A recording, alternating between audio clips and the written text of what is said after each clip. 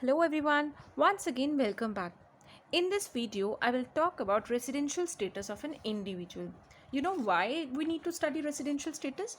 Because we want to check whether an Indian national will pay tax in India or not. India का जो नागरिक है national है वो इंडिया में टैक्स देगा भी कि नहीं, फॉरेन का जो एक नेशनल है वो इंडिया में टैक्स देगा कि नहीं, क्योंकि टैक्सेबिलिटी बेसिकली सिटीजनशिप पे डिपेंड नहीं करती है, it depends all upon residential status. तो जब तक हम एक इंडिविजुअल का रेसिडेंशियल स्टेटस चेक नहीं कर लेंगे तो हमें पता ही नहीं चलेगा वो टैक्स देगा या नहीं देगा.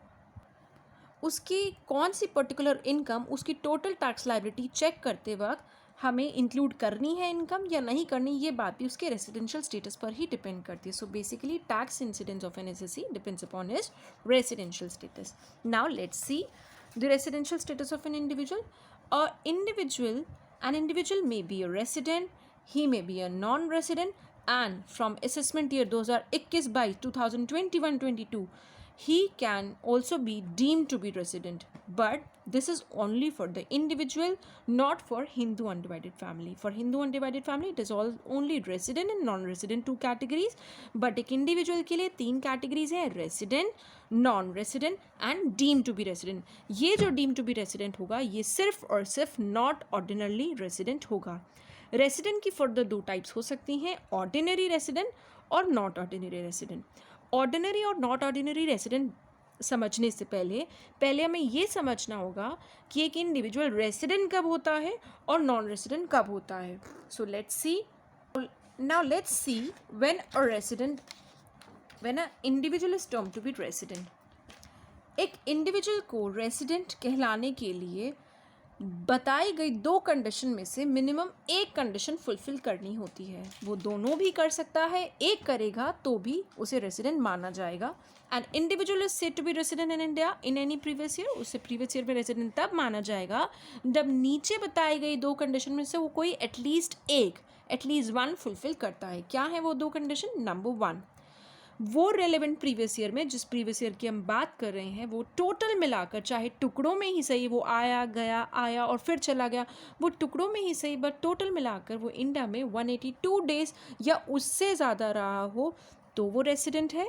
अगर वो ये फुलफिल नहीं करता है तो हम दूसरी कंडीशन चेक करेंगे कि अगर वो इंडिया में रेलेवेंट प्रीवियस ईयर में 182 डेज नहीं, कोई बात नहीं, बट सिर्फ 60 डेज रहा हो और इस प्रीवियस ईयर से पहले वाले 4 प्रीवियस ईयर्स में टोटल मिलाकर अगर वो 365 डेज इंडिया में रहा हो तो ऐसे इंडिविजुअल को हम रेसिडेंट मानेंगे.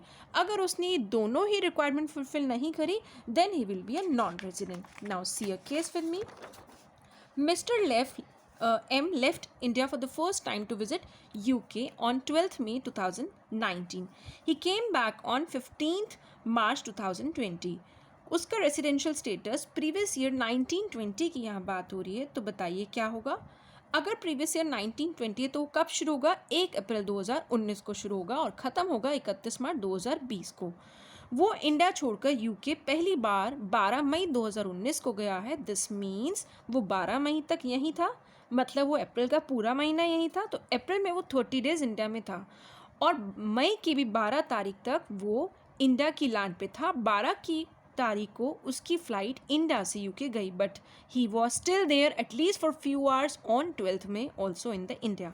सो मई में वो टोटल 12 डेज रहा. देन बात आती है वो वापस आया है 15 मार्च 2020 को, मतलब 31 मार्च तक ये साल है. अगर वो 15 मार्च 2020 को वापस आता है तो मार्च के 14 डेज ऑलरेडी उसके यूके में बीत चुके हैं, स्पेंड हो चुके हैं. Now on 15th he comes back to India. तो अगर मार्च में 31 डेज होते हैं और 14 वो यूके में स्पेंड कर कर आया है तो मार्च के 2020 में वो 17 डेज इंडिया में रहा. तो 30 days plus 12 days plus 17 days is 59 days. So since ये ना 182 डेज़ की कंडीशन फुलफ़िल करता है और ना ही 60 डेज़ की फुलफ़िल करता है, ये दोनों ही कंडीशन फुलफ़िल नहीं कर पा रहा, so he will be a non resident. Now see this one. Z left India to visit France on 17th April 2019. He came back on 6th May 2019. He again left India on 9th June and came back on 20th March. Prior to this he was always in India. इस 17 अप्रैल को जब वो France पहली बार गया था, इससे पहले वो कभी इंडिया छोड़कर गया ही नहीं, ऐसा लास्ट लाइन में लिखा है। तो बताइए 1920 प्रीवियस ईयर के लिए उसका रेसिडेंशियल स्टेटस क्या होगा। 1920 प्रीवियस ईयर के लिए देखें तो डेट स्टार्ट होती है 1 अप्रैल 2019 से 31 मार्च 2020 तक।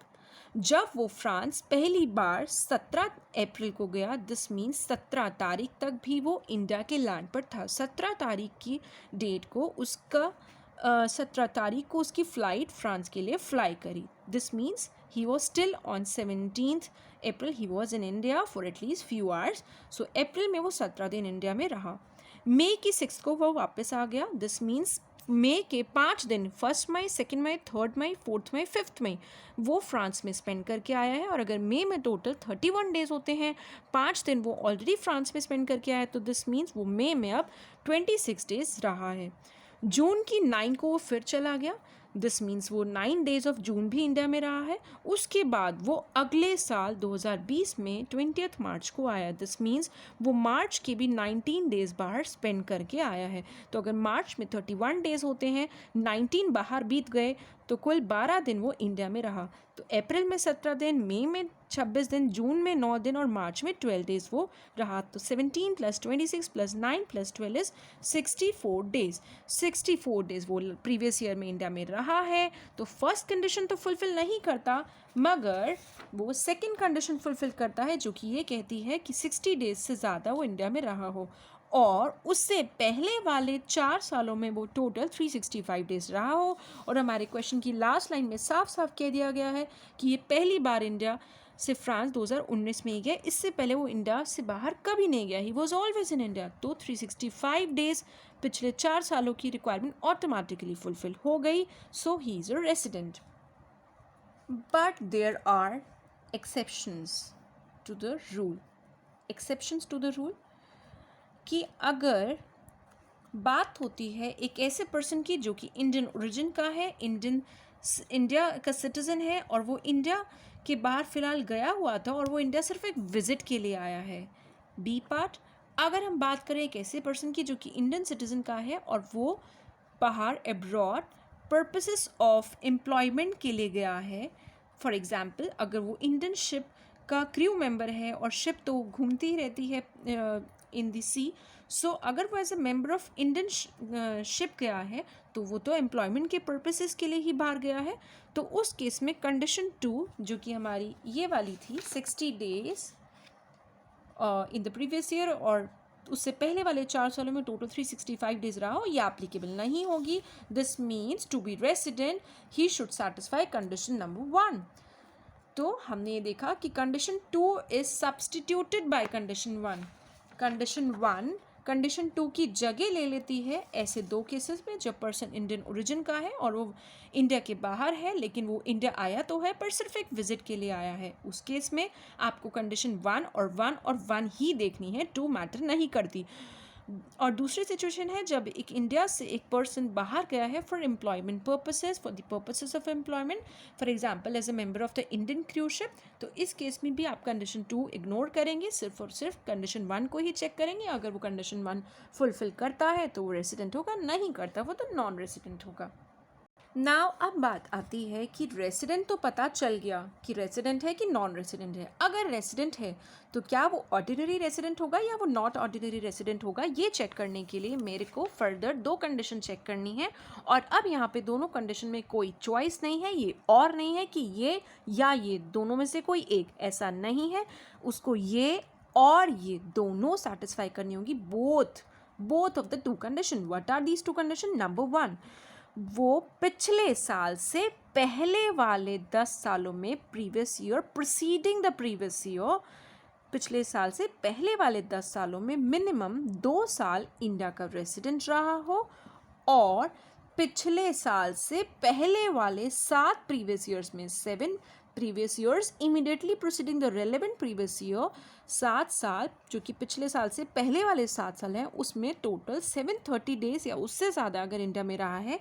अगर वो ये दोनों रिक्वायरमेंट फुलफिल करता है तो वो ऑर्डिनरी रेसिडेंट है। अगर वो इन दोनों में से कोई एक भी अगर नहीं पूरी करता है तो वो नॉट ऑर्डिनरी रेसिडेंट होगा। दिस मीन्स वो नॉट ऑर्डिनरी रेसिडेंट कब होगा? उसे नॉट ऑर्डिनरी रेसिडेंट तब कहेंगे जब वो नीचे बताई गई दो कंडीशन में से कोई एक या दोनों पूरी नहीं करता, जो कि है, आई एम रिपीटिंग, कि पिछले साल से पहले वाले 10 सालों में 2 साल रेसिडेंट रहा हो, ये पूरी नहीं करी उसने, और पिछले साल से पहले वाले 7 सालों में टोटल 730 दिन इंडिया में रहा हो, ये वाली अगर उसने फुलफिल नहीं करी, ये या दोनों फुलफिल नहीं करी, then he will be a not ordinary resident. Now let's see a question on the basis of what I just explained you. X, an Indian citizen, leaves India for the first time in last 32 years on 25th October 2015. During the calendar year 2016, he comes to India on July 1 for a period of 43 days. During the calendar year 2017, he does not visit India at all, but comes to India on January 19, 2018. Determine the residential status of Mr. X for the assessment year 18-19. हो सकता है जो आप ये video देख रहे हैं आपका असेसमेंट ईयर अलग हो, बट मैं आपको करंट क्वेश्चन में 18-19 असेसमेंट ईयर के बारे में बता रही हूँ. कंसेप्ट सेम है, आपको सिर्फ कंसेप्ट समझना है. असेसमेंट ईयर में change, it may not affect your answer. So 2015 की 25 अक्टूबर को वो पिछले 32 सालों में पहली बार इंडिया से बाहर गया है.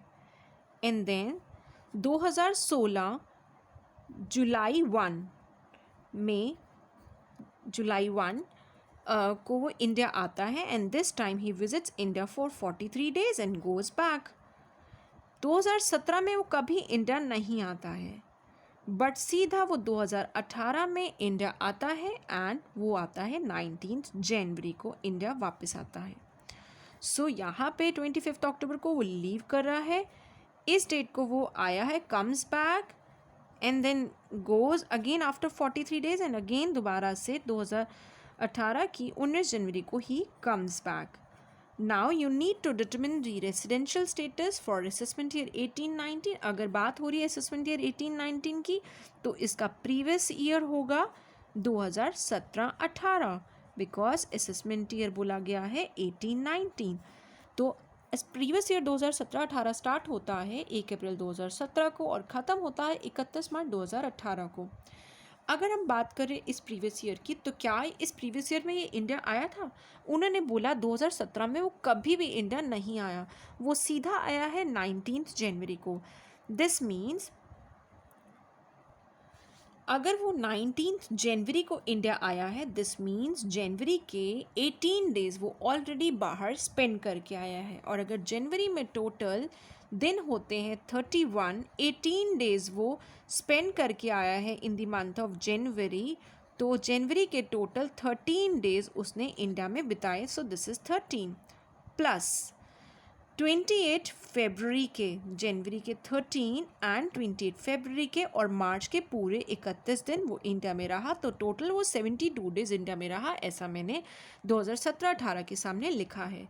तो इसने ऑटोमेटिकली ये कंडीशन फुलफिल कर दी है. सेकंड वाली, he is in India for a period of 60 days और मोर.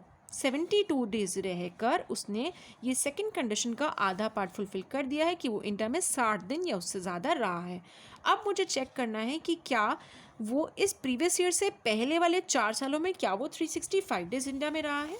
तो ग्रीन कलर बॉक्सेस जो हैं ये आपको इस प्रीवियस ईयर से पहले वाले 4 साल दिखाते हैं. ये है प्रीवियस ईयर आपका और ये है प्रीवियस ईयर से पहले वाला 1 साल, 2 साल, 3 साल और 4 साल. सो हम बात कर रहे हैं 2016-17 की. 2016 साल में वो सिर्फ 43 डेज़ के लिए ही टोटल आया था. सो 43 डेज़.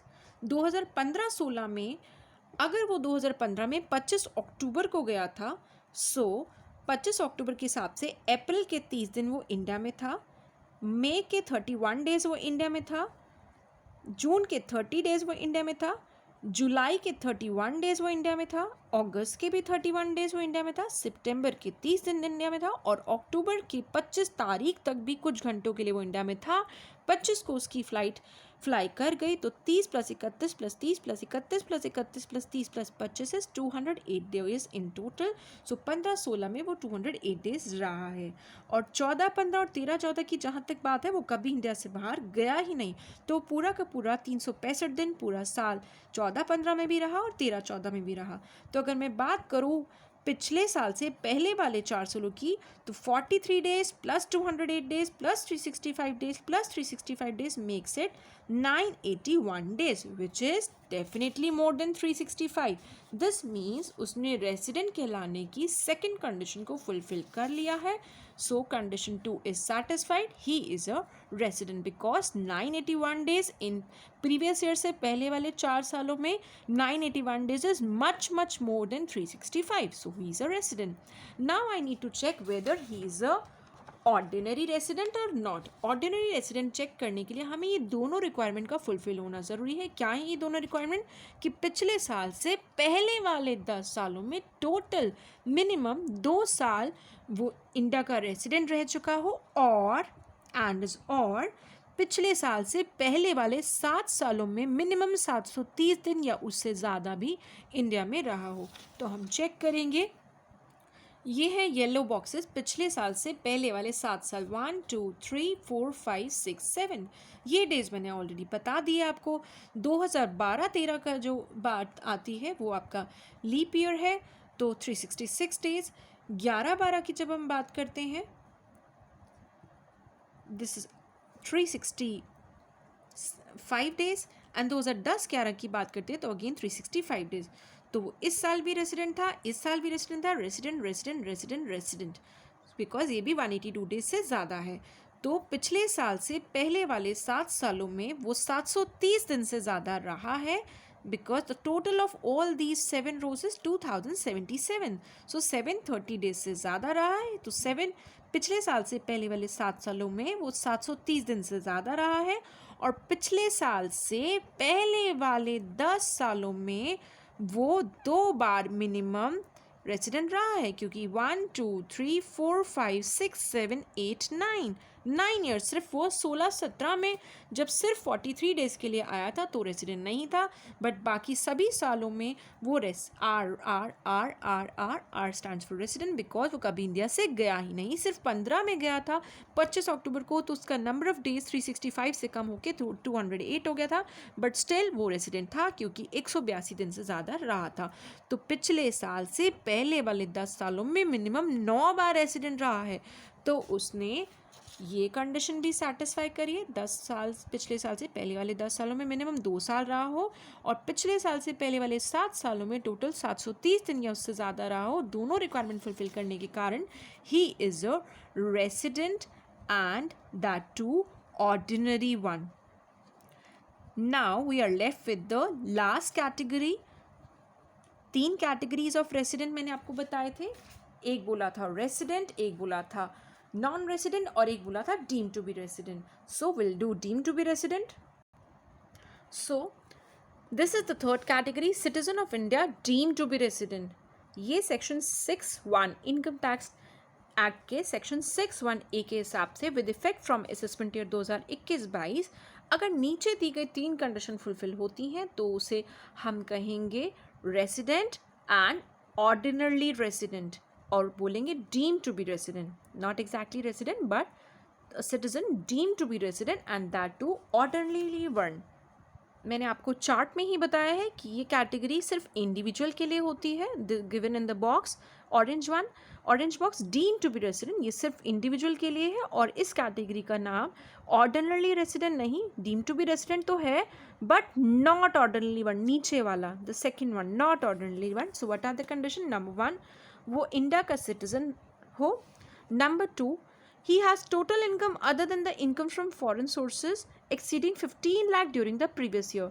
प्रीवियस ईयर में उसकी इनकम फॉरेन सोर्सेज को एक्सक्लूड करके उसकी टोटल इनकम 15 लाख से ज़्यादा रही हो, and he is not liable to pay tax in any other country और any other territory by way of reason of his domicile, resident और any other criteria of similar nature.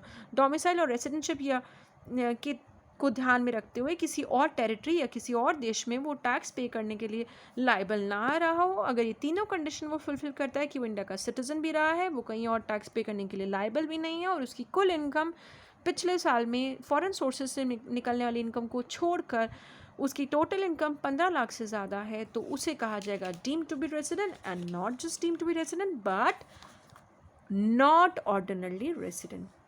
So that's it for this video. I hope you understood everything. Thanks for watching. Now do watch out my next video, in which I'll be explaining about the residential status of Hindu undivided family, firm, company and any other artificial judicial person. Bye bye. Stay connected.